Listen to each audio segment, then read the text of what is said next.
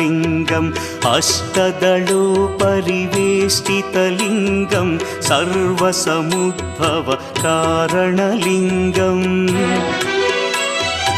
अष्टदरिद्र्यविनाशनलिङ्गं तत्प्रणमामि सदा शिवलिङ्गम्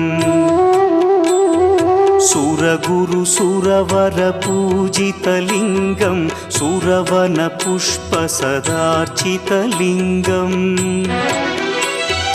परमपदं परमात्मकलिङ्गं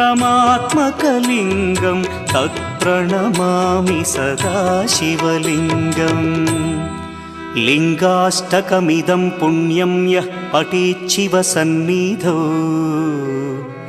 शिवलोकमवाप्नोति शिवेन सह मोदते।